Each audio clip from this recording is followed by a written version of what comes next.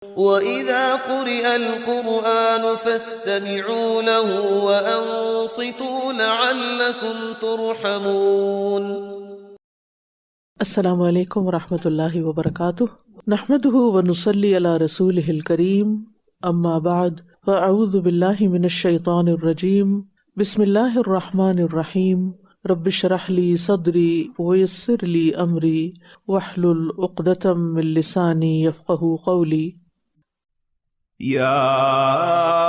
أيها الذين آمنوا لا تدخلوا بيوتا غير بيوتكم حتى تستأنسوا وتسلموا على أهلها، ذلكم خير لكم لعلكم تذكرون. فإن لم تجدوا فيها أحدا فلا تدخلوها حتى يؤذن لكم، وإن قيل لكم ارجعوا فارجعوا هو أزكى لكم، والله بما تعملون عليم. ليس عليكم جناح أن تدخلوا بيوتا غير مسكونة فيها متاع لكم، والله يعلم ما تبدون وما تكتمون. قل للمؤمنين يغضوا من أبصارهم ويحفظوا فروجهم، ذلك أزكى لهم، إن الله خبير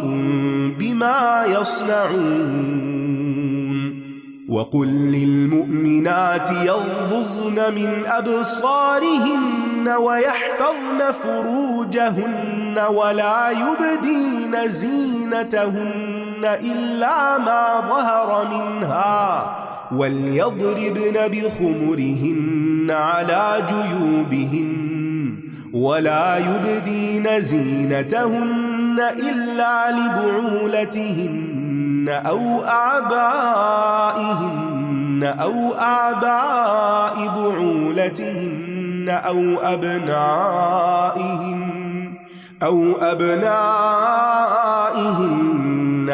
أبناء بعولتهن أو إخوانهن أو بني إخوانهن أو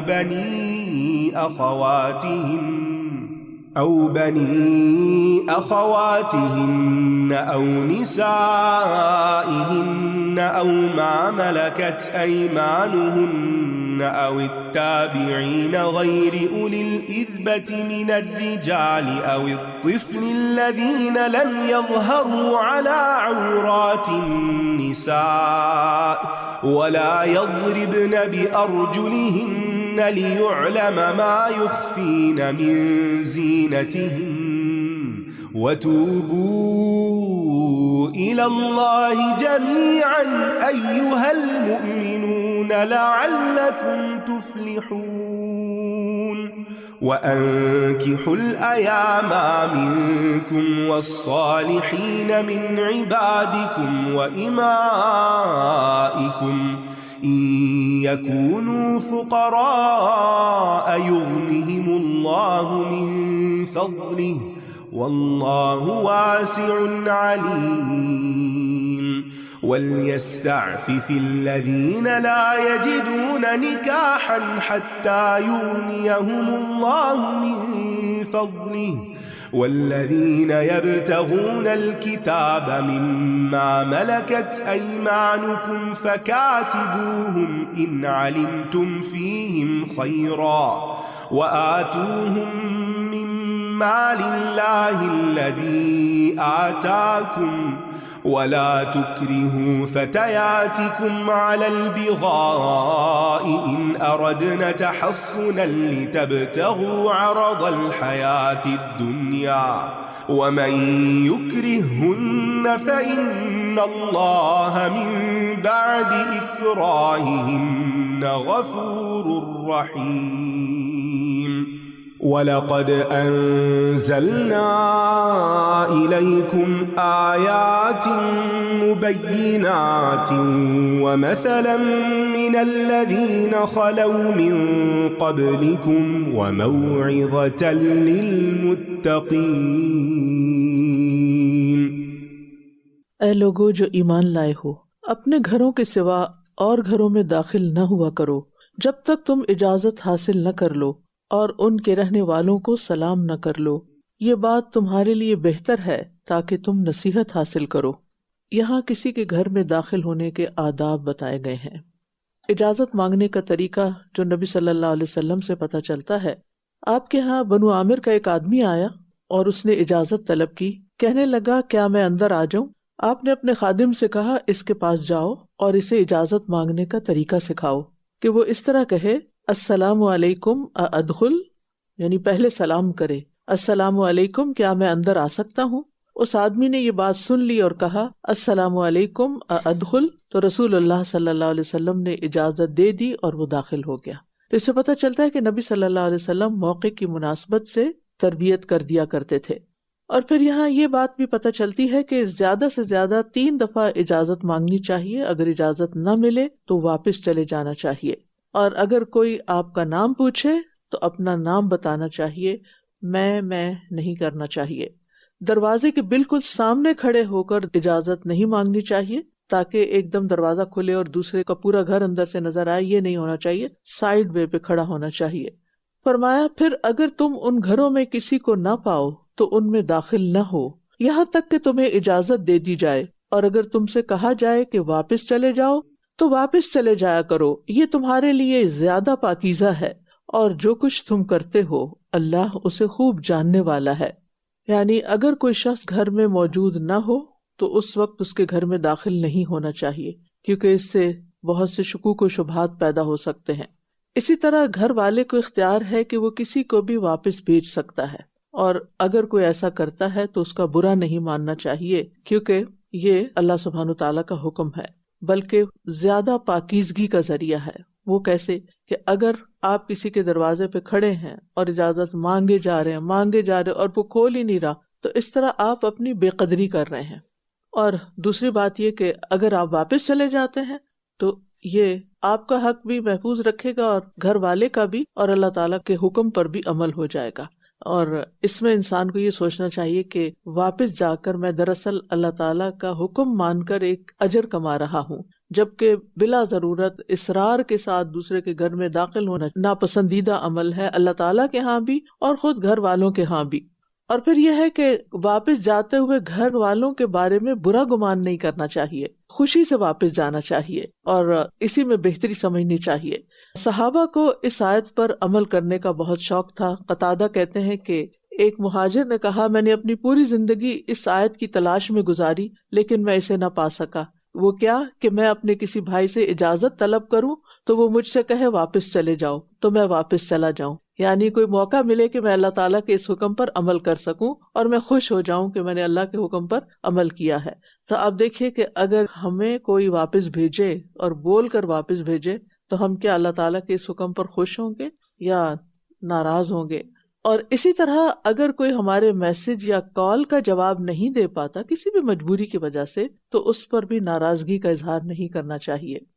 فرمایا ایسے غیر رہائشی گھر جن میں تمہارے لیے کوئی فائدہ ہو ان میں داخل ہونے میں تم پر کوئی گناہ نہیں، یعنی جن گھروں میں کوئی رہتا نہ ہو، پبلک پلیسز ہوں، وہاں داخل ہو سکتے ہو، اور اللہ جانتا ہے جو کچھ تم ظاہر کرتے ہو اور جو کچھ تم چھپاتے ہو، جو تمہارے دل کہتے ہیں اور جو تم زبان سے کہتے ہو سب اس کو پتا ہے۔ یعنی وہ گھر جو ہر عام اور خاص کے لیے کھلے ہوں جیسے مساجد ہیں یا اسی طرح کھانے پینے کے مقامات جیسے فوڈ پلیسز ہیں، ہوٹلز وغیرہ ہیں کہ اس پہ لکھا ہوا بھی ہوتا ہے اوپن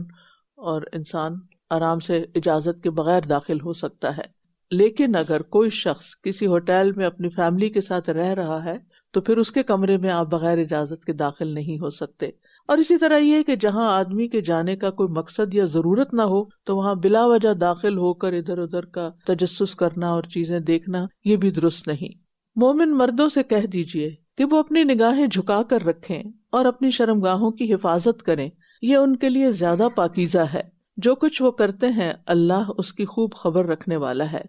بعض مفسرین کہتے ہیں کہ نوافل کی ادائیگی سے زیادہ نگاہ اور دل کی حفاظت کرنے سے روح کی پاکیزگی حاصل ہوتی ہے۔ یعنی آپ بہت سی نمازیں پڑھیں، قیام کریں، تہجد پڑھیں، لیکن آپ اپنی نگاہ کی حفاظت نہیں کرتے اور اپنے دل کی بدگمانیوں سے حفاظت نہیں کرتے تو تمہاری صرف نمازیں پڑھنے سے روح پاک نہیں ہوگی۔ اور نظر پر قابو پانے سے شرمگاہ پہ خود بخود قابو پایا جا سکتا ہے، اور اس سلسلے میں یہ ہے کہ راستے کا حق بھی یہی ہے کہ نگاہیں نیچی رکھی جائیں اور راہ چلتے ہوئے ادھر ادھر نہیں دیکھنا چاہیے۔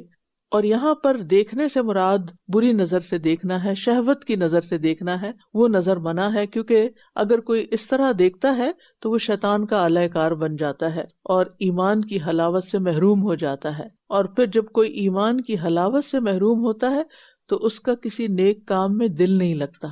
پھر اس کا خیر کے کاموں سے دل اچاٹ ہو جاتا ہے۔ اور ویسے بھی یہ کہ آنکھیں اللہ تعالیٰ کی امانت ہیں اور ان پر شکر گزار ہونے کے لیے ضروری ہے کہ ان کا استعمال اللہ کی مرضی کے مطابق کیا جائے۔ ابن قیم نے نگاہ جھکانے کے کچھ فوائد بیان کیے ہیں اپنی کتاب الجواب الشافی میں، کہ ایسا کرنے میں اللہ تعالیٰ کی اطاعت ہے، زہر آلود تیر کا اثر دل تک نہیں پہنچتا، اللہ تعالیٰ سے انس و محبت بڑھتی ہے، دل کو قوت و فرحت حاصل ہوتی ہے، دل کو نور حاصل ہوتا ہے، مومن کی عقل اور فراست بڑھتی ہے، دل کو ثبات اور شجاعت حاصل ہوتی ہے، دل تک شیطان کے پہنچنے کا راستہ بند ہو جاتا ہے، دل مطمئن ہو کر مفید اور کارآمد باتیں سوچتا ہے۔ کیونکہ جب انسان کو ایسی چیز دیکھتا ہے جس سے اس کے دل کے اندر پھر برے خیالات آنے شروع ہو جائیں تو ظاہر ہے وہ اچھی سوچ سے محروم ہو جاتا ہے، اور دل کی اچھائی یا برائی کا جو دار و مدار ہے وہ انسان کی نظر کی اچھائی یا برائی پر ہے، کہ کسی بھی چیز کو وہ کس نظر سے دیکھتا ہے، اور کیا چیز انسان کے لیے مددگار ہو سکتی ہے کہ انسان اپنی نگاہوں کی حفاظت کرے، اور وہ ہے اللہ کا تقویٰ، کہ میرے کسی چیز کو دیکھنے سے پہلے میرا رب مجھے دیکھ رہا ہے، اور اللہ سبحانہ وتعالیٰ کے البصیر ہونے پر یقین رکھنا۔ اور جو شخص اپنی نگاہوں کو حرام سے بچا کر رکھے گا تو اللہ تعالیٰ اس کو اس کے بدلے میں بصیرت عطا کرے گا، اس کے دل کی نگاہیں کھل جائیں گی، کیونکہ جزا جو ہے وہ عمل کی جنس سے ہوتی ہے، جس طرح کا آپ کام کرتے ہیں اسی طرح کی آپ کو دنیا میں بھی جزا ملتی ہے۔ اور پھر اگر بصیرت حاصل ہوتی ہے تو آپ دیکھیے کہ انسان کے لیے بہت سے معاملات کو سمجھنا اور چیزوں کو صحیح رخ سے دیکھنا آسان ہو جاتا ہے۔ اور مومن عورتوں سے کہہ دیجئے کہ وہ اپنی نگاہیں جھکا کر رکھیں اور اپنی شرمگاہوں کی حفاظت کریں اور اپنی زینت کو ظاہر نہ کریں سوائے اس کے جو خود بخود ظاہر ہو جائے، اور وہ اپنی اوڑھنیاں اپنے گریبانوں پر ڈالے رہیں، اور وہ اپنی زیب و زینت ظاہر نہ کریں سوائے اپنے شوہروں کے یا اپنے باپوں کے یا اپنے شوہروں کے باپوں کے یا اپنے بیٹوں کے یا اپنے شوہروں کے بیٹوں کے یا اپنے بھائیوں کے یا اپنے بھائیوں کے بیٹوں کے یا اپنی بہنوں کے بیٹوں کے یا اپنی عورتوں کے یا ان کے لیے جن کے مالک ان کے دائیں ہاتھ ہوئے، یا مردوں میں سے ایسے زیر دست مرد جو عورتوں کی خواہش نہیں رکھتے، یا وہ لڑکے جو عورتوں کی پوشیدہ باتوں سے واقف نہیں، اور اپنے پاؤں زمین پر مار کر نہ چلیں کہ ان کی وہ زیب و زینت معلوم ہو جائے جو وہ چھپاتی ہیں۔ اور اے مومنو، تم سب اللہ کی طرف توبہ کرو تاکہ تم کامیاب ہو جاؤ، فلاح پا جاؤ۔ تو اس سے پتہ چلتا ہے کہ جیسے مردوں کو حکم ہے ایسے ہی عورتوں کو بھی ایسی نگاہیں جھکا کے رکھنے کا حکم ہے جن میں شہوت ہو یا کسی کا سطر ننگا ہو تو اس کو دیکھنے سے پرہیز کرنا چاہیے۔ عورتوں کو مزید بھی کچھ احکامات دیے گئے، اور وہ یہ ہے کہ وہ اپنی زیب و زینت، اپنے حسن و جمال کو بھی ظاہر نہ کریں۔ زینت دو قسم کی ہوتی ہے، ایک فطری حسن و جمال ہوتا ہے اور دوسرا بناؤ سنگھار کر کے خود زینت اختیار کی جاتی ہے، جیسے میک اپ ہے یا زیور وغیرہ ہے، جیولری ہے، یہ سب بھی زینت میں شمار ہوتا ہے۔ اسی طرح ہاتھوں کی مہندی وغیرہ ہے یا آنکھوں کا کاجل ہے، یہ چیزیں بھی زینت کے لیے چونکہ اختیار کی جاتی ہیں۔ اسی طرح لباس کو بھی قرآن مجید میں زینت کہا گیا ہے، کیونکہ بعض لوگ کہتے ہیں کہ ہم اگر ڈھیلا ڈھالا لباس پہن لیں تو کیا فرق پڑتا ہے، تو لباس بھی زینت کہلاتا ہے۔ قرآن مجید میں آتا ہے خذوا زینتکم عند کل مسجد، یعنی ایسا لباس پہنو کہ یعنی اگر اندر زینت والا لباس ہے تو اوپر مزید، جیسے سورۃ الاحزاب میں آتا ہے کہ اپنی چادر اوڑھو یا گاؤن یا کوئی بھی چیز کے جس سے جو جسم کے ساتھ لگا ہوا لباس ہے، جس سے ایک نیچرل زینت بھی عورت کی ظاہر ہو رہی ہوتی ہے، وہ چھپ جائے۔ یعنی عورتیں جو ہے وہ اپنی ہر طرح کی زینت، چاہے لباس کی ہو، چاہے وہ فطری ہو، چاہے وہ اختیار کی ہوئی ہو، وہ سب چھپائیں گی۔ اسی طرح خوشبو لگا کر نکلنا یہ بھی زینت میں شمار ہوتا ہے، ایسی خوشبو کہ جو دوسرے لوگوں تک پھیل رہی ہو، اسی طرح عورتوں کو راستے کے بیچ میں چلنے سے بھی منع کیا گیا. الا ما ظہر کا لفظ یہاں پر آیا ہے، الا ما ظہر منہا، اور اس سے مراد یہ کہ چھپانے کے باوجود ظاہر ہے کہ جو اوپر کا لباس ہوگا اس کے اندر بھی کسی نہ کسی قسم کی زینت ہوگی، یا جو پاؤں کا جوتا ہوگا یا کوئی چیز ہوگی اس کے پاس، تو ایسی چیزیں تو پھر چھپائی نہیں جا سکتی. لیکن خود سے اپنی نیت کو بھی جانچنا چاہیے کہ ہمارے دل میں تو کسی چیز کو ظاہر کرنے کا خیال نہیں کہ جو دوسروں کے لیے اٹریکشن کا باعث ہو، یا خصوصاً یہ ہے کہ مردوں کے لیے وہ بہت اٹریکشن کی چیز ہو. اور اس میں خاص طور پر یہ جو کہا گیا ہے کہ اپنے سینوں پر اپنی اوڑھنیاں ڈال کر رکھیں، تو اس کا مطلب یہ کہ باقی جسم کو چھپانے کے ساتھ ساتھ سینے کو چھپانے کا خاص اہتمام کریں. اور سینے کا جو فگر ہے اس کو، بعض لوگ سکارف اس طرح اڑتے ہیں کہ گلے کے گرد گھما لیتے ہیں اور سینہ ننگا ہو رہا ہوتا ہے، جو قرآن کے اس حکم کی صریح خلاف ورزی ہے. اور آپ دیکھیں جتنا وقت آپ اس میں گزارتے ہیں اور باہر مردوں میں پھرتے ہیں یا کہیں پر بھی ہوتے ہیں اور آپ کا سینہ نمایاں ہو رہا ہے، تو یہ آپ کا ستر اور حجاب جو ہے اس کے خلاف جاتا ہے. لہٰذا جب بھی آپ پہنے تو میک شور کہ آپ کا فگر نظر نہ آئے، یعنی اس کو مزید ڈھانکا جائے، کیونکہ یہ مردوں کے لیے بہت بڑا فتنہ ہے. پھر اسی طرح یہ ہے کہ عورتوں اور مردوں سب کو کہا گیا کہ تم کیا کرو، توبو الی اللہ جمیعا، یعنی ساری احتیاطیں، نگاہیں جھکانے کے باوجود، زینت چھپانے کے باوجود کچھ نہ کچھ ایسا ہو جائے گا کہ جو فتنے کا باعث ہوگا. تو ایسی صورت میں انسان ساتھ ساتھ توبہ بھی کرتا رہے. اور اس سے یہ پتہ چلتا ہے کہ اگر اس حکم کی خلاف ورزی انسان کرتا ہے اور توبہ بھی نہیں کرتا تو یہ قابل مواخذہ گناہ ہے. اور سچی توبہ جو ہے وہ انسان کو برائیوں کی طرف جانے سے بھی روکتی ہے. اور توبہ پر کیا چیز انسان کو اکساتی ہے؟ اللہ کے عذاب کا خوف، کہ اگر میں اللہ کی نافرمانی کروں تو اللہ کے ہاں پکڑ ہوگی، اور پھر اگر توبہ کروں تو ثواب کی امید ہوتی ہے. اور یہ چیز بھی انسان کو فکر مند کرتی ہے کہ میرا کل حساب ہوگا تو میں کیا کروں گی. اور پھر یہ ہے کہ نعمتوں کا شکر یہی ہے کہ اللہ نے جو نعمتیں دی ہیں، چاہے حسن کی شکل میں، زینت کی شکل میں، زیور کی شکل میں، یا کسی بھی شکل میں، ان نعمتوں کو اللہ کی نافرمانی میں نہیں بلکہ اللہ کی فرما برداری کے ساتھ استعمال کیا جائے، جس سے منع نہیں کیا گیا لیکن اپنی حدود اور لمٹس کے اندر. اور قرآن مجید میں بار بار آتا ہے کہ تلک حدود اللہ فلا تعتدوها، یہ اللہ کی حدود ہیں، یہ لمٹس رکھ دی گئی ہیں، ان کو کراس مت کرو. اور توبہ کیا ہوتی ہے؟ گناہ کی حالت سے نکل کر اللہ تعالیٰ کی پسندیدہ چیز کی طرف منتقل ہونا. اور تم میں سے جو لوگ بے نکاح ہوں اور تمہارے غلاموں اور لونڈیوں میں سے جو نیک ہوں ان کا نکاح کر دیا کرو. نکاح جو ہے یہ بہت سی خرابیوں پر بند باندھتا ہے. اگر وہ محتاج ہوں گے، یعنی عموماً نکاح میں کیا چیز رکاوٹ بنتی ہے کہ ابھی لڑکا جاب پر نہیں ہے، ابھی حالات مناسب نہیں ہے، اور اب تو لڑکیوں کی جاب بھی ضروری ہو گئی ہے، تو پھر شادی ڈیلے ہوتی رہتی ہے. اور بعض اوقات تو پھر لڑکیاں اگر کماتی ہیں تو ماں باپ ان کی شادی نہیں کرنا چاہتے کہ یہ چلی جائیں گی تو ان سے جو آمدنی ہو رہی ہے وہ بھی ساتھ ہی چلی جائے گی. تو بہرحال یہاں پر نکاح پر ترغیب دلائی گئی اور فرمایا اگر وہ محتاج ہوں گے، یعنی غریب ہیں، تو اللہ ان کو اپنے فضل سے غنی کر دے گا، اور اللہ خوب وسعت والا، خوب علم والا ہے. تو گویا فواحش سے بچنے کے لیے کیا طریقہ رکھا گیا کہ انسان نکاح کر لے. اور نکاح جو ہے یہاں پر آپ دیکھیں، نکاح کر دیا کرو سے مراد یہ ہے کہ پھر ولی نکاح کرے گا، خاص طور پر عورت کا، یا پھر یہ ہے کہ جو غلام عورت ہوتی ہے اس کا ولی جو ہوگا. اور اس آیت سے پتہ چلتا ہے کہ یہ اللہ کا وعدہ ہے کہ شادی کے بعد وہ محتاجی دور کر دے گا. اور یہ اکثر کیسز میں دیکھا گیا ہے کہ زندگی کے آغاز میں بیئر منیمم ان کے پاس ہوتا ہے، لیکن وقت کے ساتھ ساتھ فیملی بھی بڑھتی ہے اور اللہ کی طرف سے ریسورسز بھی بڑھتے چلے جاتے ہیں. اور جو شخص غربت کی وجہ سے شادی نہیں کرتا اس کی غربت میں اضافہ ہی ہوگا، وہ کہیں جا کر امیر نہیں ہو سکتا. تو شادی جو ہے یہ غنا کے دروازوں میں سے ایک دروازہ ہے. تو معاشرے میں شادی کو آسان بنانا چاہیے، اور کنوارے پن کے جو مسائل ہیں اور اس سے جو خرابیاں پیدا ہو رہی ہیں ان کو ختم کرنا چاہیے. اور جو لوگ نکاح کی وسعت نہیں پاتے، یعنی کوئی بیماری ایسی ہے یا سرکمسٹانسز ایسے ہیں کہ کوئی صورت بن ہی نہیں پا رہی، یا کوئی رشتہ ہی نہیں آ رہا، یا کوئی سبب نہیں بن پا رہا کوشش کے باوجود، تو پھر وہ کیا کریں؟ اور یہ نہ کریں کہ چلے ہم حرام راستہ اختیار کرتے ہیں، نہیں، انہیں پاک دامنی اختیار کرنی چاہیے. اور جو لوگ نکاح کی وسعت نہیں پاتے انہیں پاک دامنی اختیار کرنی چاہیے، یہاں تک کہ اللہ ان کو اپنے فضل سے غنی کر دے. اور تمہارے غلاموں میں سے جو کوئی مکاتبت یعنی آزادی کی تحریر چاہتے ہوں،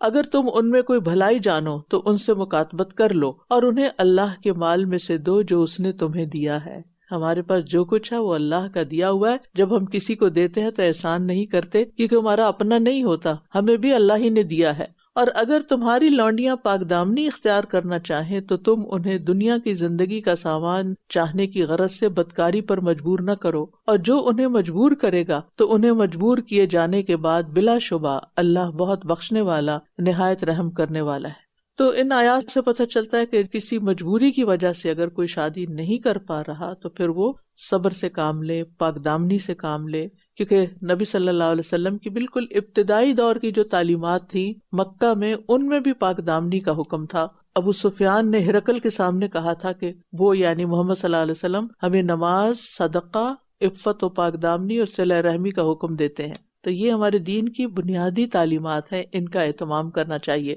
اور وہ حدیث بھی یاد رکھیے جس میں اللہ کے ڈر سے کسی عورت کی گناہ کی دعوت کو رد کرنے والے کو عرش کا سایہ نصیب ہوگا، اور بوڑھے زانی کے لیے بھی شدید عذاب کی خبر دی گئی ہے۔ نبی صلی اللہ علیہ وسلم نے فرمایا 3 لوگ ایسے ہیں جن سے قیامت کے دن اللہ تعالیٰ کلام نہیں فرمائے گا، نہ ان کا تزکیہ فرمائے گا، نہ ان کی طرف نگاہ اٹھا کے دیکھے گا، بلکہ انہیں دردناک عذاب میں مبتلا فرمائے گا۔ ان میں سے ایک عمر رسیدہ زانی، یعنی بوڑھا ہو چکا ہے، بیوی بھی بوڑھی ہے، وہ اس قابل نہیں کہ اس کی ضرورت پوری کرے، لہٰذا وہ حرام راستے اختیار کرتا ہے، تو وہ شدید غضب کا شکار ہوگا۔ دوسرے جھوٹا بادشاہ، یعنی شاہ وقت ہو کر بھی جھوٹ بولتا ہے، اور تیسرا متکبر فقیر، یعنی محتاج بھی ہے پھر بھی غرور ہے، تکبر ہے۔ اور ہم سب کو پاک دامنی کی دعا بھی کرنی چاہیے، اللہم انی اسألک الہدی والتقی والعفاف والغنی، اور زنا جیسی خرابی سے ہر حال میں بچنا چاہیے، اور ایسے مواقع سے بھی بچنا چاہیے، ایسی جگہوں سے بچنا چاہیے جہاں انسان کسی ایسی مصیبت میں گرفتار ہو۔ معراج کے موقع پر رسول اللہ صلی اللہ علیہ وسلم کو گناہگاروں کے عذاب اور سزا کی مثال دکھائی گئی تھی۔ اس موقع پر ایک منظر جو تھا وہ آپ نے یوں فرمایا، تو ہم ایک تنور جیسی چیز پر آئے، اس سے شور اور مختلف آوازیں آ رہی تھیں، ہم نے اس میں جھانک کے دیکھا تو اس میں ننگے مرد اور عورتیں تھیں، اور ان کے نیچے سے ان کی طرف آگ کی لپٹ آتی تھی، یعنی نیچے سے شعلے اوپر آتے تھے، تو جب آگ انہیں اپنی لپیٹ میں لے لیتی تو وہ چلانے لگتے۔ میں نے ان 2 فرشتوں سے پوچھا جو آپ کے ساتھ تھے کہ یہ کون لوگ ہیں، تو انہوں نے مجھے بتایا کہ یہ زنا کار مردوں اور عورتوں کی جماعت ہے جو دنیا میں بدکاری میں مبتلا رہے تھے۔ اب آپ دیکھیں کھلے عام پراسٹیٹیوشن ہو رہی ہے، اور زنا کو کوئی برائی نہیں سمجھا جاتا، اس کو ایک فریڈم سمجھا جاتا ہے، لیکن مسلمان ہونے کے ناطے اللہ نے جو پابندیاں رکھی ہیں وہ آخرت کی نجات کے لیے ان کو مد نظر رکھنا بے حد ضروری ہے۔ تو پاک دامنی بھی انسان کو غنی کرتی ہے جیسے نکاح غنی کرتا ہے۔ اور یقیناً ہم نے تمہاری طرف واضح آیات نازل کی اور ان لوگوں کی مثالیں جو تم سے پہلے گزر چکے اور متقی لوگوں کے لیے نصیحت نازل کی ہے، یعنی نصیحتوں سے تقوی والے ہی فائدہ اٹھاتے ہیں۔ اور اب دیکھیے کہ آیات ان بینات ہیں اور موعظۃ للمتقین ہے، تو اس لیے ان سے خوب فائدہ اٹھانا چاہیے۔